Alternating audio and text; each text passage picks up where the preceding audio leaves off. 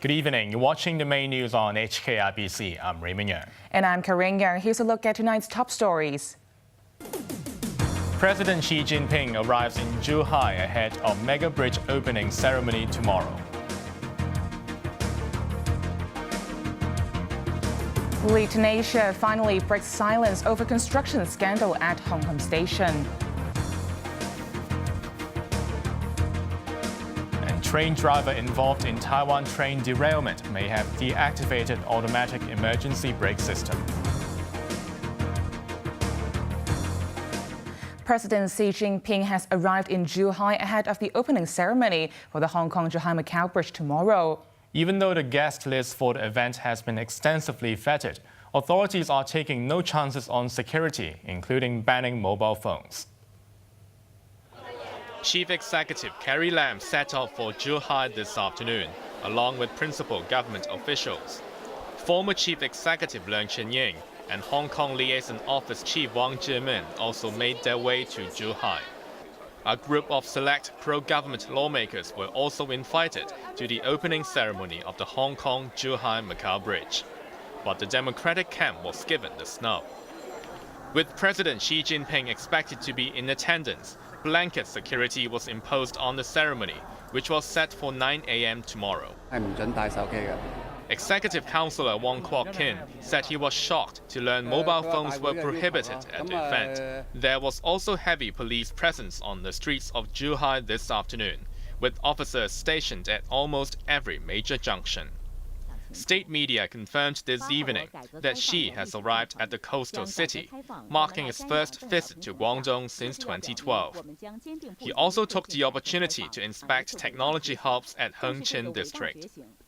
While the opening ceremony is set for tomorrow, the Hong Kong-Zhuhai-Macau Bridge will start operating on Wednesday. It will mark the completion of decades of planning and construction of the world's longest sea bridge and tunnel link.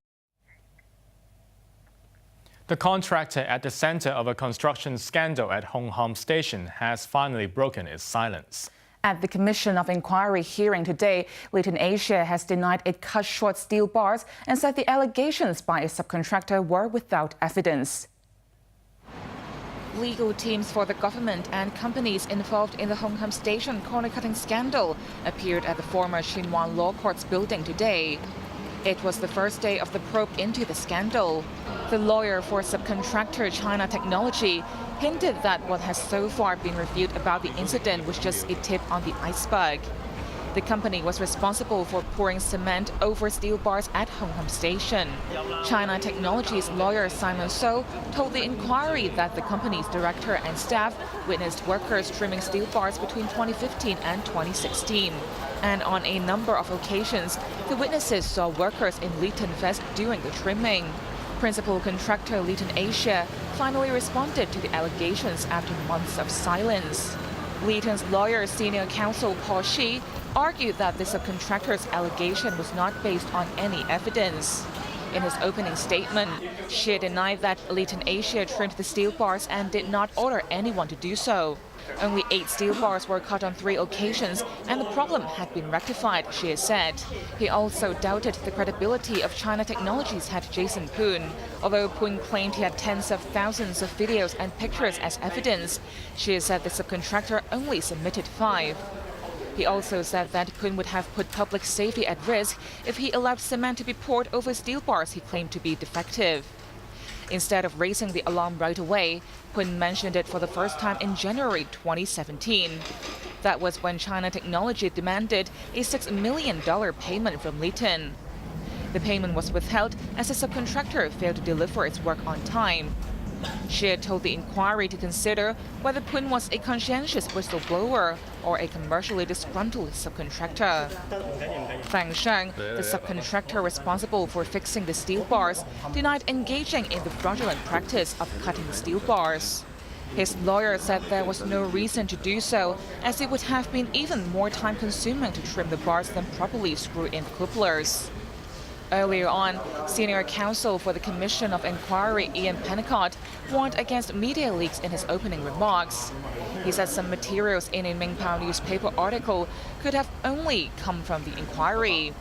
The Chinese language newspaper ran as a top story emails between the Buildings Department and the Highways Department in 2015 about irregularities at Hong Kong Station.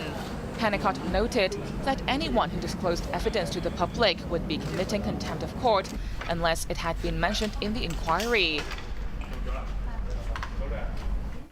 The lawyer of a police officer who put a taxi driver in a headlock and later died 6 years ago told the coroner's court today that the tragedy could have been avoided if the driver had cooperated with police. The lawyer also reminded the jury that killing a person illegally was a serious allegation and guilt should be proven beyond a reasonable doubt. Riley Chan reports.